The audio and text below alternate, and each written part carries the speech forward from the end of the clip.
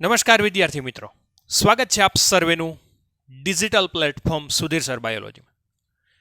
આજનો lecture 12th science માટેનો lecture છે અને 12th સાયન્સ માટેનો ખૂબ જ ઇમ્પોર્ટન્ટ અને પ્લસ નવો એકદમ તદ્દન એડ થયેલો ટોપિક છે. જ્યારે GSEBની ટેક્સ્ટબુક આવતી હતી ગુજરાત બોર્ડની, ત્યારે આ ટોપિક હતો નહીં. પછી આ ટોપિક બહુ જ મહત્ત્વનો હોવાથી આ ટોપિકને એડ કરેલો છે અને પ્લસ NCERTમાં તો બાય ડિફોલ્ટ એડ થઈને જ આવેલો છે. ટોપિક ખૂબ જ સહેલો છે, જો સમજીએ તો સહેલો છે અને જો ન સમજીએ તો બહુ જ અઘરો પડશે, એટલે ખાસ સમજવામાં અહીંયા ધ્યાન રાખજો. તો ટોપિકનું નામ છે DNA જનીન દ્રવ્ય છે. ક્વેશ્ચન પૂછે છે, લાસ્ટ લેક્ચરની અંદર આપણે અભ્યાસ કર્યો હતો કે ગ્રિફિથે પ્રયોગ કર્યો હતો કે જનીન દ્રવ્ય તરીકે DNA જ વર્તે છે, પણ એમાં એવું લખ્યું હતું છેલ્લે કે ઘણા બધા વૈજ્ઞાનિકો એવા હતા જે ગ્રિફિથના પ્રયોગો સાથે સહમત નહોતા. તો આ પ્રયોગ છે ને એ એવો પ્રયોગ છે કે જેની સાથે બધાય વૈજ્ઞાનિકોને સહમત થવું પડ્યું. અને આ પ્રયોગ છે ને એ કરવાવાળા વૈજ્ઞાનિક કોણ હતા? તો આ પ્રયોગ કરવાવાળા બે વૈજ્ઞાનિક હતા. એમાંથી એક આવશે આલ્ફ્રેડ હર્શી અને માર્થા ચેઝ. આ બે વૈજ્ઞાનિકો હતા. આ વૈજ્ઞાનિકોએ જે પ્રયોગ કર્યો ને એને એક બીજા નામે પણ ઓળખવામાં આવે છે, હર્શી અને ચેઝનો પ્રયોગ. આવું નામ છે, હર્શી અને ચેઝનો પ્રયોગ. બહુ ઇમ્પોર્ટન્ટ છે, એટલે આ ખાસ તમારે સમજવો જરૂરી છે.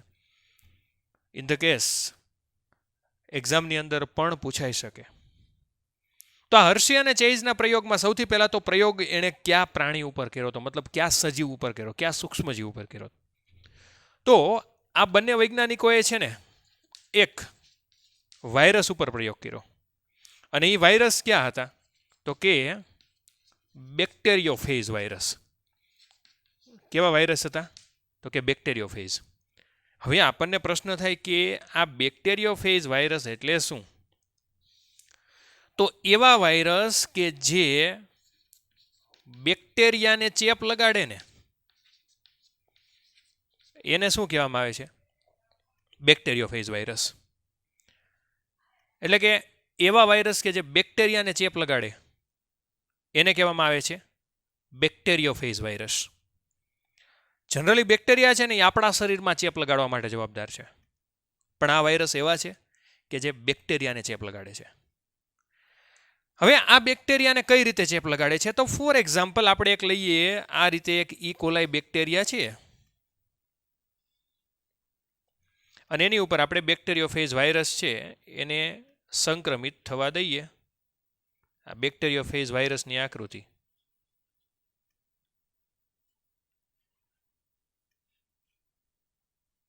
આ બેક્ટેરિયોફેજ વાયરસની આકૃતિ. તો આ બેક્ટેરિયોફેજ શું કરશે કે પોતાની અંદર જે જનીન દ્રવ્ય હોય ને એ કોની અંદર ટ્રાન્સફર કરશે? તો કે ઇકોલાઈમાં. એટલે શું થશે? તો કે ઇકોલાઈ બેક્ટેરિયા છે ને એ પોતે બેક્ટેરિયોફેજનું જનીન કોનું સમજશે? તો કે પોતાનું સમજશે. કોનું સમજશે? પોતાનું. હવે એ પોતાનું સમજીને પોતે સ્વયંજનનની પ્રક્રિયા કરશે. હવે જો સ્વયંજનનની પ્રક્રિયા છે એ બેક્ટેરિયા કરે છે, જનીન વાયરસનું છે, બરાબર છે? સ્વયંજનનની પ્રક્રિયા કોણ કરે છે? તો કે બેક્ટેરિયા. જનીન છે એ કોનું છે? તો કે વાયરસનું. અને જ્યારે જનીન વાયરસનું છે, બેક્ટેરિયા સ્વયંજનન કરે છે, એટલે બેક્ટેરિયા એકમાંથી બે થાય તો જનીન દ્રવ્ય વાયરસનું બેવડાય, તો પરિણામે ઉત્પન્ન શું થશે? તો કે વાયરસ થશે. શું ઉત્પન્ન થશે? તો કે વાયરસ. શું કામ? તો કે જનીન દ્રવ્ય જેવું હોય એવો સજીવ ગુણધર્મ ધરાવે, જનીન દ્રવ્ય વાયરસનું છે, તો બેક્ટેરિયા શું બનશે? તો કે વાયરસની અંદર કન્વર્ટ થશે. શોર્ટની અંદર કહું ને તો બેક્ટેરિયાને ખબર જ નથી કે જનીન દ્રવ્ય વાયરસનું છે ને પોતે વાયરસની અંદર કન્વર્ટ થઈ ગયા છે. એટલે બેક્ટેરિયા છે એ વાયરસને ઉત્પાદન કરતા તરીકે વર્તશે. આ એક એની મિકેનિઝમ છે. પ્રશ્ન એવો હતો કે જનીન દ્રવ્ય તરીકે બેક્ટેરિયોફેજ છે એ બેક્ટેરિયોફેજ વાયરસ છે એ બેક્ટેરિયાની અંદર શું દાખલ કરે? તો કે જનીન દ્રવ્ય. એઝ ઇટ ઇઝ આપણે લાસ્ટ લેક્ચરની અંદર ભણ્યા હતા કે જનીન દ્રવ્ય એટલે શું હોય તો કે ન્યુક્લિયો પ્રોટીન. કોઈ પણ સજીવની અંદર જનીન દ્રવ્ય તરીકે શું હોય તો કે ન્યુક્લિયો પ્રોટીન. અને ન્યુક્લિયો પ્રોટીન એટલે શું તો કે ન્યુક્લિક એસિડ પ્લસ પ્રોટીન. મતલબ કે ન્યુક્લિકો પ્રોટીન એટલે ન્યુક્લિક એસિડ આઈધર ડીએનએ ઓર આરએનએ. હવે આ બેક્ટેરિયોફેજ વાયરસ છે તો યાદ કરો આપણે 11 સાયન્સની અંદર અભ્યાસ કર્યો કે જે વાયરસ વનસ્પતિને ચેપ લગાડે છે એમાં જનીન દ્રવ્ય તરીકે આરએનએ હોય છે, અને જે બેક્ટેરિયાને ચેપ લગાડે છે એની અંદર જનીન દ્રવ્ય તરીકે ડીએનએ હોય. એટલે એ તો કન્ફર્મ જ થઈ ગયું 11મા ધોરણમાં કે જનીન દ્રવ્ય તરીકે ન્યુક્લિક એસિડ એટલે શું હોય છે તો કે ડીએનએ. અને આઈધર પ્રોટીન એટલે અહીંયા આપણે લખીએ કે પ્રોટીન. હવે અહીંયા હર્સી અને ચેઝને જાણવાનું શું હતું કે એક્ઝેક્ટલી આપણને એ તો ખબર છે કે વાયરસ છે એ બેક્ટેરિયાની અંદર જનીન દ્રવ્ય ટ્રાન્સફર કરે છે, પણ શું ન્યુક્લિક એસિડ એટલે કે ડીએનએ કરે છે કે શું કરે છે પ્રોટીન. એ બેમાંથી ખરેખર જનીન દ્રવ્ય તરીકે કોણ વર્તે? જો જનીન દ્રવ્ય તરીકે બે તો વર્તતા ન જ હોય. એટલે ખાસ કરીને કોણ જનીન દ્રવ્ય તરીકે વર્તે આપણે ગ્રિફિથની અંદર ભણ્યા હતા. પરંતુ આ ગ્રિફિથની અંદર જે બેક્ટેરિયા હતા એની કરતાં પણ નાના સ્તરે આપણે અભ્યાસ કરવાનો છે. તો એની માટે શું કર્યું તો કે આ બંને વૈજ્ઞાનિકોએ છે એક પ્રયોગ કર્યો, અને એ પ્રયોગ હમણાં હું અહીં આકૃતિ સહિત ડ્રો કરું છું. પહેલાં ફટાફટ આટલો સ્ક્રીનશોટ પાડી લ્યો.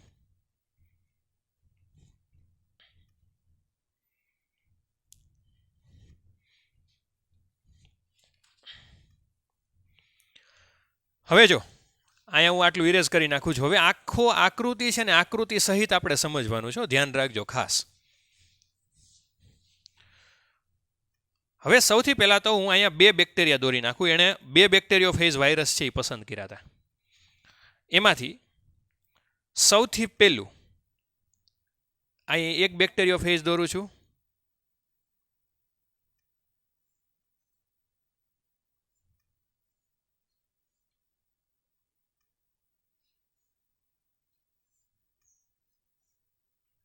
આ એક બેક્ટેરિયોફેજ. અહીંયા બીજો બેક્ટેરિયોફેજ દોરું છું એ જ.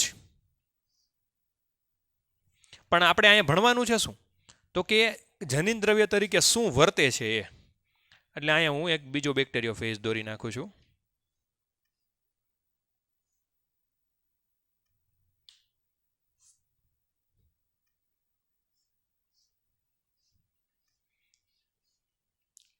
આ બેક્ટેરિયોફેજ વાયરસ. હવે એની અંદર જનીન દ્રવ્ય તરીકે બે વસ્તુ હોય, ન્યુક્લિયો પ્રોટીન. ન્યુક્લિયો પ્રોટીન એટલે ન્યુક્લિક એસિડ પ્લસ પ્રોટીન. હવે આપણને ખબર છે કે બેક્ટેરિયા છે એની ફરતે જે આવરણ આવેલું હોય કેપ્સિડનું એ પ્રોટીનનું બનેલું હોય, અને અંદરના ભાગમાં જે જનીન દ્રવ્ય હોય છે એ આપણે આમ દર્શાવી દઈએ તો આ શેનું બન્યું તો કે ડીએનએ છે, અને આ પણ શું છે તો કે ડીએનએ. બે વાયરસ સરખા જ છે. હવે આપણે ભણવાનું છે એ કે વાયરસ છે એ આ જે ફરતે કેપ્સિડનું આવરણ છે એ પ્રોટીન છે એ બેક્ટેરિયાની અંદર દાખલ કરે છે કે વચ્ચે જે ડીએનએ છે એ દાખલ કરે છે. એના વિશે આપણે અભ્યાસ કરવાનો છે. તો હવે શું કર્યું તો કે આ જે બંને વૈજ્ઞાનિકો છે એણે સૌથી પહેલાં અમુક બેક્ટેરિયોફેજ વાયરસ છે ને એનો રેડિયો એક્ટિવ ફોસ્ફરસ વડે અભિરંજિત કર્યા. કેના વડે તો કે રેડિયો એક્ટિવ ફોસ્ફરસ, મતલબ P32 એની સંજ્ઞા છે. હવે એનાથી અભિરંજિત કર્યા ને તો શું અભિરંજિત થયું તો કે ખાલી ડીએનએ અભિરંજિત થયું. શું અભિરંજિત થયું તો કે ડીએનએ અભિરંજિત થયું. શું કામ તો કે ફોસ્ફેટને અભિરંજિત કરે તો ડીએનએની અંદર શું જોવા મળે છે તો કે ફોસ્ફેટ. આપણને ખબર છે ડીએનએમાં ફોસ્ફેટ અણુ હોય. શું કામ તો કે ડીએનએની અંદર ફોસ્ફેટ હાજર હોય છે. એટલે શું અભિરંજિત થયું તો કે ડીએનએ. એટલે આપણે એને અલગ કલરથી આપણે કરી નાખીએ. આ જે ડીએનએ છે એને આપણે અભિરંજિત એટલે કેસરી કલરથી ડ્રો કરી નાખી છે. પછી એ જ પ્રકારના બેક્ટેરિયોફેજ અમુક બીજા વાયરસ છે એને કેનાથી અભિરંજિત કર્યું તો કે S35. બરાબર, સોરી આ સંજ્ઞા છે ને એક આ બાજુ લખવાની હોય, આની અંદર મેં થોડીક ઉલટી લખી છે પણ ચાલશે, વાંધો નહીં. અહીંયા આપણે S35 એટલે રેડિયો એક્ટિવ સલ્ફર. એનાથી શું કર્યું તો કે અભિરંજિત કર્યા. હવે જ્યારે રેડિયો એક્ટિવ સલ્ફરથી અભિરંજિત કર્યા ત્યારે બેક્ટેરિયાની અંદર શું અભિરંજિત થયું તો કે ખાલી ને ખાલી પ્રોટીન. શું કામ તો કે ડીએનએ સલ્ફર ધરાવતું નથી, પ્રોટીન સલ્ફર ધરાવે છે. તમને ખબર હોય તો મિથિયોનિન, સિસ્ટીન ને મિથિયોનિન, કે જે 2 પ્રકારના એમિનો એસિડ છે કે જેના બંધારણમાં સલ્ફર જરૂરી છે. તો અહીંયા આપણે શું કરશું તો કે રેડિયો એક્ટિવ પ્રોટીન છે એ અભિરંજિત થયું એટલે આપણે આ જે કેપ્સિડનું આવરણ હોય ને એને આપણે અલગ કલરથી ડ્રો કરી નાખશું. એટલે આ કેપ્સિડનું આવરણ અલગ કલરથી આપણે ડ્રો કરીએ. શું કામ? કારણ કે એ અભિરંજિત થયું છે, એને અલગ કલરથી ડ્રો કર્યું. અને ડીએનએ અભિરંજિત થયું નથી એટલે એને આપણે વ્હાઇટ કલરથી ડ્રો કરશું. હવે આ 2 આકૃતિની અંદર જો તમને ફેર લાગશે કે જે વસ્તુ અભિરંજિત થઈ છે એ વસ્તુને આપણે અલગ કલરથી દોરી, કારણ કે અભિરંજકનું નામ જ છે કે કલર કરવો કોઈ પણ વસ્તુને. આણ્વિક વસ્તુની વાત થાય છે. પછી દિવાલને કલર કરો તો અભિરંજિત કર્યું ન કહેવાય એને.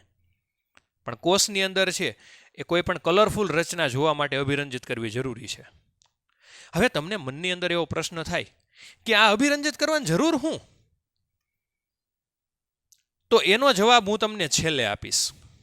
ઓકે, પછી શું કર્યું તો કે આ બંને વાયરસ છે ને, એક આ વાયરસ અને એક આ વાયરસ, આ બંને વાયરસ 2 સરખા જ વાયરસ છે. એને કોના સાથે સંક્રમિત થવા દીધા તો કે ઈ કોલાઈ બેક્ટેરિયા સાથે. આ ઈ કોલાઈ બેક્ટેરિયા છે અને આ પણ શું છે તો કે ઈ કોલાઈ બેક્ટેરિયા. અહીંયા પણ ઈ કોલાઈ બેક્ટેરિયા. એને આપણે સંક્રમિત થવા દઈએ એટલે આપણે અહીંયા વાયરસ ડ્રો કરી નાખીએ.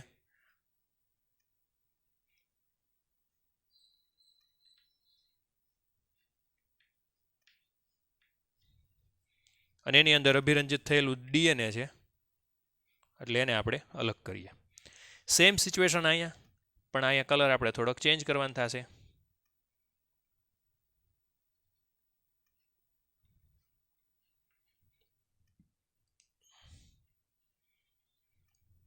એક વસ્તુ હંમેશા યાદ રાખવી કે જે ડીએનએ જે અભિરંજિત થયું છે ને એને આપણે અલગ ચોકથી દર્શાવ્યું છે અને જે અભિરંજિત નથી થયું એને વ્હાઇટ ચોકથી દર્શાવ્યું છે.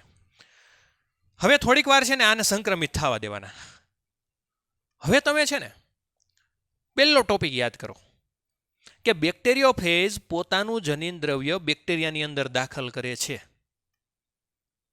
હવે જનીન દ્રવ્ય દાખલ કરે છે એનો મતલબ શું થયો? કાં તો ન્યુક્લિક એસિડ છે કાં તો શું હોય છે પ્રોટીન. ન્યુક્લિક એસિડ એટલે ડીએનએ કાં તો પ્રોટીન. હવે આપણને ધારો કે અહીંયા ત્રીજી વખત બેક્ટેરિયાની અંદર જે મળે એ જનીન દ્રવ્ય તરીકે વર્તશે, કારણ કે અંદર દાખલ કરે એ જ જનીન દ્રવ્ય છે ને. જે બહાર મળશે એ શું હશે તો કે જનીન દ્રવ્ય તરીકે નહીં વર્તતું હોય એ બહાર હશે. તો આ રીતે સંક્રમિત થવા દીધા. ત્યારબાદ શું કર્યું તો કે બેક્ટેરિયા અને વાયરસ છે ને એને સૌથી પહેલાં તો જો અહીંયા સંક્રમિત થવા દીધા. અહીંયા આપણે લખશું સંક્રમિત.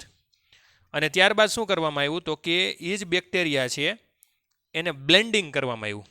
બ્લેન્ડિંગ એટલે શું થાય તો કે સેન્ટ્રીફ્યુગેશન. કારણ કે પછી બેક્ટેરિયા અને વાયરસનું સંક્રમિત થઈ જાય પછી એનું જે સંક્રમણ અવસ્થા પૂરી થઈ જાય પછી આપણે જાણવું જરૂરી છે ને કે બેક્ટેરિયાની અંદર શું દાખલ થયું છે, ન્યુક્લિક એસિડ કે પ્રોટીન.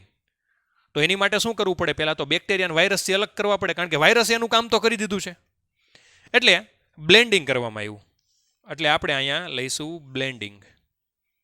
હવે બ્લેન્ડિંગ કરો ને એટલે આ 2 વાયરસ છે ને એ પોતે શું થઈ જશે તો કે બેક્ટેરિયાથી છૂટા પડી જશે. એટલે આપણે અહીંયા વાયરસ છે ને એને છૂટા દોરી નાખીએ. એક જ દોરું છું, વધારે નથી દોરતો. ટેક્સ્ટ બુકમાં તમને વધારે આપેલા છે. અહીં છૂટું દોરી નાખ્યું. અહીંયા પણ વાયરસને હું છૂટા દોરી નાખું છું.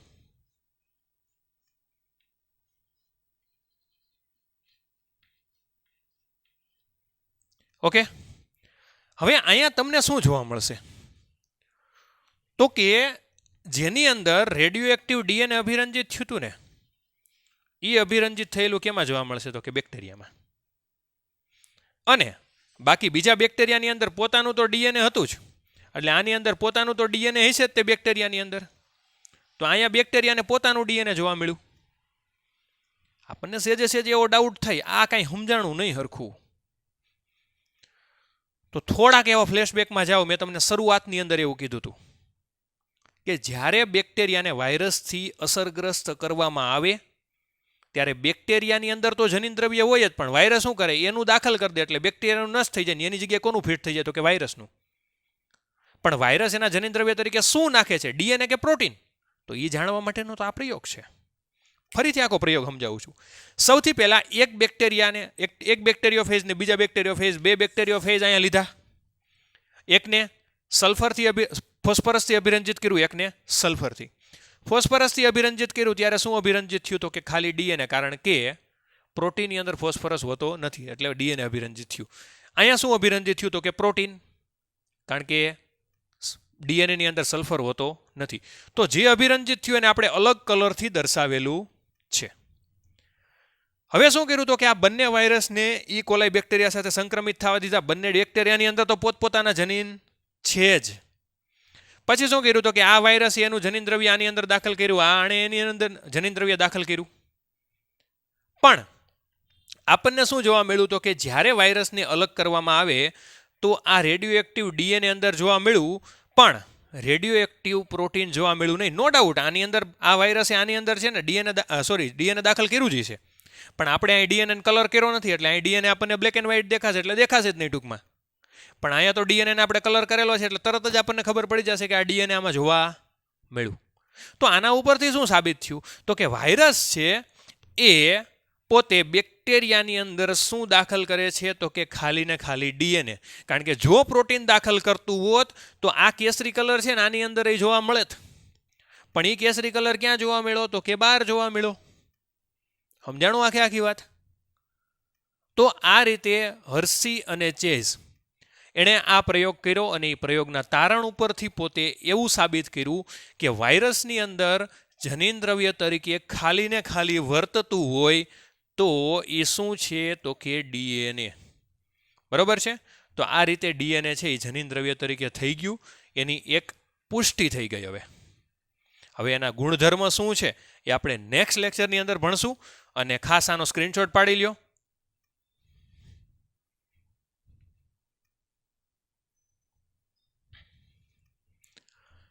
ઓકે, તો આજના દિવસમાં અહીં સુધી રાખીએ.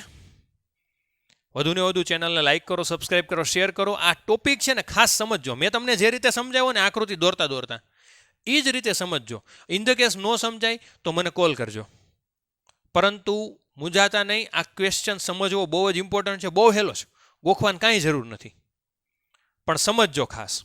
ઓકે, તો ત્યાં સુધી જય હિન્દ, જય ભારત.